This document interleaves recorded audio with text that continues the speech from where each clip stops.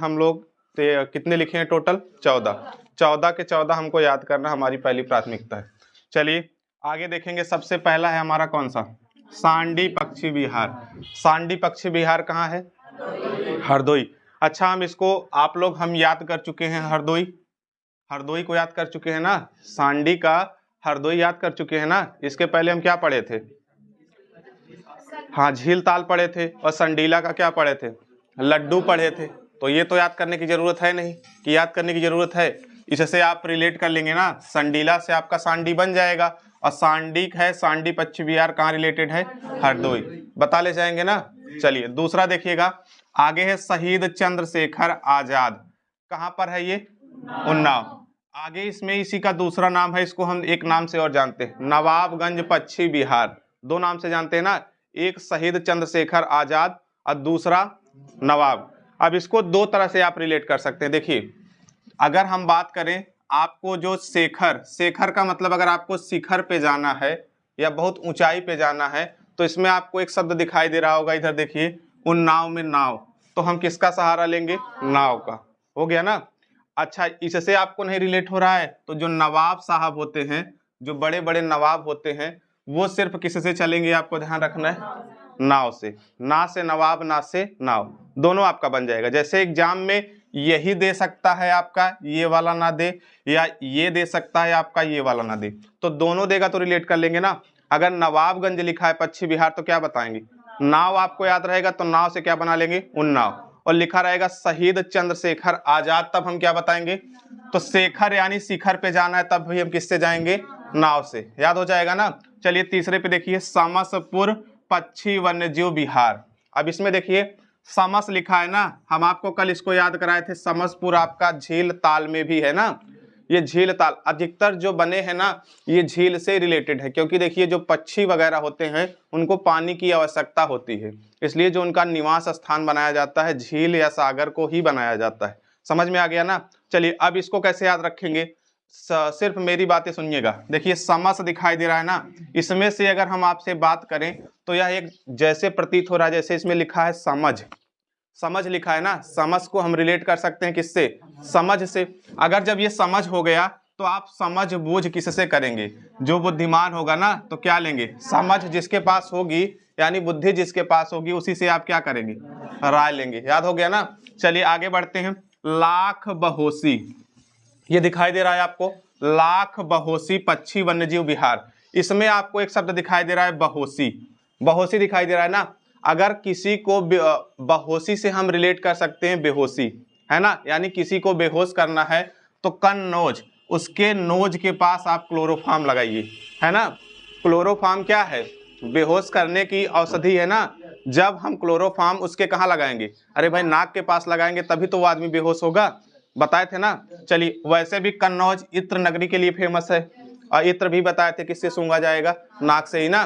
तो दोनों आपको याद रहेगा ना। जैसे किसी को बेहोश करना है तो क्लोरोफार्म हम मान के चलते हैं उसके कहाँ लगाते हैं? नोज। नोज से याद हो जाएगा क्या? कन्नौज। चलिए अब इसको याद रख लीजिएगा, ये सबसे बड़ा पक्षी विहार है। एक चीज ध्यान रखिएगा, ये सबसे बड़ा उत्तर प्रदेश का पक्षी विहार है। अगर आपसे पूछेगा इन सब में या सबसे बड़ा उत्तर प्रदेश का पक्षी विहार कौन सा है, तो आपका आंसर क्या होगा? लाख बहोसी। वैसे भी याद रख लीजिए, इसमें लाख शब्द लगा है तो लाखों में याद हो जाएगा ना। चलिए आगे देखते हैं। बखीरा पक्षी वन्यजीव विहार, हम आपको ये बताए थे ना। बखीरा ये रिलेटेड है किससे? जैसे कबीरा, बखीरा और कबीरा मिल रहे हैं ना। जब आपको कबीरा मिल जाएगा तो इसमें एक शब्द देखिए यहाँ पे है कबीर, तो कबीरा से आपका क्या बन जाएगा? संत कबीर नगर बन जाएगा ना। बखीरा उसके बाद कबीरा, दोनों मिल रहे हैं ना। बखीरा को हम चाहे तो कह सकते हैं क्या? कबीरा। तो बखीरा से हमारा क्या बन जाएगा? कबीरा। तो बखीरा का संत कबीर नगर। याद हो गया ना। देखिए देखते देखते हम 5 पे पहुंच गए। अगला देखिएगा, डॉक्टर भीमराव अंबेडकर। अब अंबेडकर बाबा साहेब के बारे में सुनिए। बाबा साहेब के पास तो आपको पता है कि पढ़ने के लिए संसाधन नहीं थे। उस समय समाज में इतनी ज्यादा बुराइयां व्याप्त थी कि बाबा साहब ने फिर भी कैसे करके पढ़ाई की, और इनके पास टोटल डिग्रियों की संख्या कितनी हुई? 32 डिग्रियां हासिल की थी बाबा साहब ने। तो अंबेडकर साहब का क्या क्या फैला चारों तरफ? अगर हम कहेंगे देखिए तो इनका चारों तरफ क्या फैल गया? प्रताप। एक शिक्षा ही है ऐसा माध्यम जो आपको बहुत ऊंचाई पे ले जा सकती है। अंबेडकर साहब ने इतनी शिक्षा हासिल की कि पूरे संविधान को लिखने की क्षमता रख ली, है ना भाई। आपका क्या है चारों तरफ? प्रताप। समझ में आ गया ना। चलिए आगे देखते हैं। शेखा झील पक्षी वन्य जीव विहार। अब इसको कैसे याद करेंगे? इसमें आपको एक शब्द दिखाई दे रहा है शेख, और शेख को हम क्या कहते हैं? अली। अली ना, अलीगढ़ आपको नहीं याद रखना है, उसमें एक शब्द लेना है अली। अली जो होते हैं, जो मुस्लिम में अली हैं, उनको हम शेख भी तो कह सकते हैं, मिलता जुलता है ना। जहां आपको शेख आएगा रिलेट करना है किससे? अली से।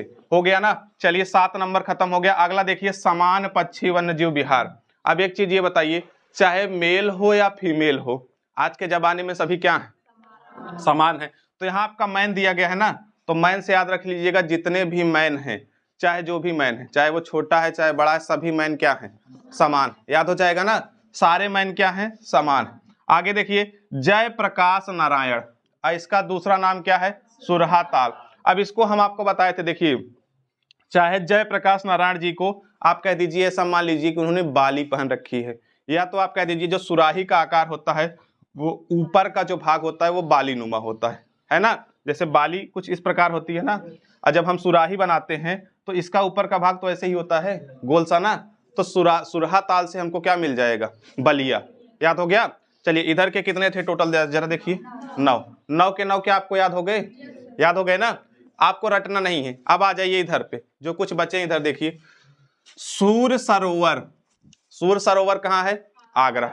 अब इसको मेरी बात ध्यान से सुनिए, इसको कैसे याद रखेंगे? जैसे मान के चलिए, इसमें एक शब्द दिखाई दे रहा है आग। आग दिखाई दे रहा है ना, आग। जैसे मान के चलिए कहीं आग लग गई, तो आपको पानी कहां से प्राप्त होगा? सूर सरोवर ना, सूर को छोड़ दीजिए, सरोवर से प्राप्त होगा। अच्छा, इस सरोवर को अगर हमको पाटना है, जैसे मान चलिए किसी के घर के पास तालाब उलाब रहता है ना, उसको पाटना है, तो उसमें क्या डाल करके हम पाटेंगे? है ना, ईंट। ईंट से हमारा बन जाएगा ना, तो दोनों याद हो जाएगा ना। आग लगेगी तो बुझाना है किससे? सूर सरोवर। सरोवर याद रहेगा तो सूर आपको याद हो जाएगा। और अगर सरोवर को पाटना है हमको, तो हम किसका प्रयोग करेंगे? ईंट का। याद हो गया दोनों। चलिए आगे बढ़ेंगे। पार्वती और अर्गा। पार्वती अर्गा, इसका तो कल हम आपको याद कराए थे। पार्वती अर्गा क्या याद कराए थे? गोंडा। इसके लिए कोई ट्रिक बनाए थे हम लोग? ऐसे याद कराए थे ना। तो पार्वती अर्गा क्या है? गोंडा। याद हो जाएगा ना। चलिए अगला देखेंगे, विजय सागर, ये कहाँ है? महोबा। अच्छा एक चीज ये बताइए, जैसे आपका एग्जाम है, एग्जाम से पहले जिस दिन आपका 18 फरवरी को जैसे आपका पुलिस का एग्जाम लगा है, तो जिस दिन आप एग्जाम देने जाएंगे तो आप अपने माता पिता के पैर छुएंगे, उनसे आशीर्वाद लेंगे, है ना। या हो सकता है गुरु के पैर छुएंगे तो उनसे आशीर्वाद लेंगे। तो गुरु आपको क्या वचन देगा या क्या आशीर्वाद देगा? यही तो कहेगा कि विजयी हो, विजयी हो, यही तो कहेगा ना। मतलब विजयी हो यानी सफल हो जाओ, चाहे आपके मम्मी पापा हो चाहे गुरु हो, आपका बुरा थोड़ी चाहेगा। यही तो कहेगा ना कि विजयी हो से हमारा क्या बन जाएगा? महोबा। याद हो जाएगा। अब विजयी से आपका बन जाएगा विजय सागर। याद हुआ? चलिए सॉरी भाई, देखिए अगला देखेंगे, पटना। पटना, पटना कहाँ है? एटा में। पटना पश्चिम बिहार, एटा में। देखिए अब इसको कैसे याद रखेंगे? पटना को हम कह सकते हैं एटना। पटना को क्या बना लेंगे? एटना। पटना को हमेशा याद रखिए एटना, या अंटीना देखे थे ना, अंटीना से याद रखिए एटना, आपको याद हो जाएगा। एक दो बार बोलेंगे तो आपको याद हो जाएगा। चलिए आगे देखेंगे, ओखला पक्षी वन्यजीव विहार। अब इसको कैसे याद रखेंगे?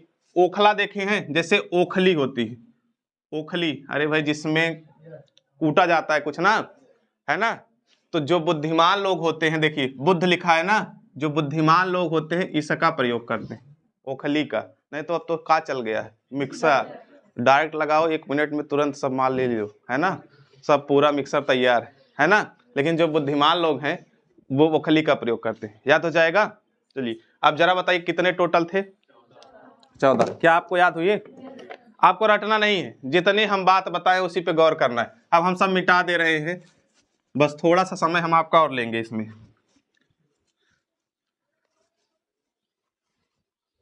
चलिए अब मेरे साथ बोलना है, यही आपकी कंडीशन है, इस क्लास की यही कंडीशन है, तब याद हो पाएगा, नहीं तो याद नहीं होगा कुछ। चलिए देखिए, कहाँ है? हरदोई, जो याद कराए थे ना, हरदोई। अब वही ध्यान दीजिएगा, शेखर है, ऊंचाई पे जाना है तो किसका प्रयोग? नाव का। और नवाब हैं तो वो भी कल चलेंगे किससे? नाव। तो क्या हो जाएगा?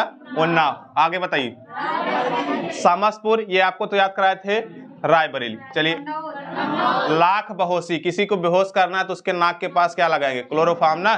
चलिए, तो बहोशी से क्या बनेगा? कन्नौज। चलिए आगे देखेंगे।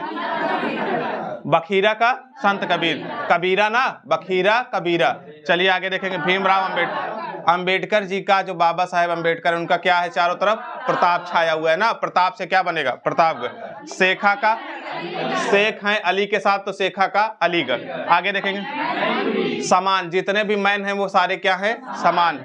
आगे देखेंगे। जयप्रकाश नारायण सुरहार, सुरहा ताल क्या है? बलिया। सुराही कैसी है? बाली की नुमा है ना, गोल है। चलिए इसको देखेंगे। सूर सरोवर, तो सबसे पहले आग लगेगी आगरा, उसके बाद अगर इस सरोवर को पाटना है तो किसका प्रयोग करें? ईंट का, तो इटावा हो गया ना। चलिए आगे देखेंगे। पार्वती अर्गा गोंडा, कहाँ पे? गोंडा।